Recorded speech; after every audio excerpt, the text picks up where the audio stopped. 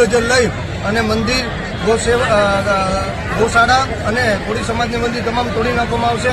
ત્યારે મને જાણ કરવામાં આવી, હું તુરંત રીતે અહીંયા આવ્યો અને જાણ કરી। ત્યારે ટ્રસ્ટના ચેરમેન, ટ્રસ્ટના મેનેજર ચાવડાભાઈ પણ આવ્યા, એમને પુરાવા આપ્યા પછી એમને કીધું કે ઉપર વાત કરીને આપણે જાણ કરું છું। આજ પછી કાલ એ પુરાવા લઈ ગયા, પણ હજી સુધી કોઈ જાણ કરવામાં નથી આવી। ત્યારે હું ખાસ કરીને કહીશ કે આ તંત્ર દ્વારા છેલ્લા 2 મહિનાથી બિનકાયદેસર, હું તો કહું એને ગુંડાગીરી કરવામાં આવે છે। કોઈ ન્યાયતંત્રનો ખોફ નથી, કોઈ બાબા સાહેબના આંબેડકરનું બંધારણ છે એ બંધારણને નેવે મૂકીને હાલે છે અને ખુલ્લી દાદાગીરી હાલે છે।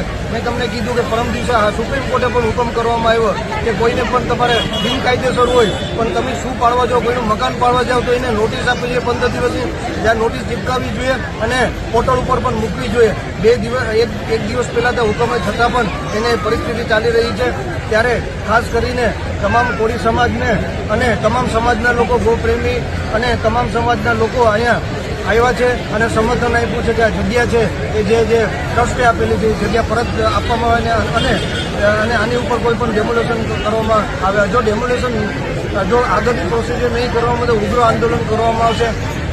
જે જરૂર પડે તો ગાંધીજી જે માગે પ્રત્યેક ઉપવાસ કરવામાં આવશે, જરૂર પડે તો અન્નનો ત્યાગ પણ કરવામાં આવશે, રસ્તા રોકો આંદોલન કરવામાં આવશે। અને એ સિવાય હું આ માધ્યમથી કહું છું કે સમગ્ર ગુજરાતમાંથી કોળી સમાજ અને કોળી સમાજ અને ચાલનારા લોકો અને તમામ સમાજના લોકોને બોલાવવામાં આવશે અને મોટી અહીંયા સભા કરવામાં આવશે અને જરૂર પડશે તો આખો સોમનાથ અને વેરાવળમાં એક મોટી રેલીનું પણ આયોજન કરવામાં આવશે।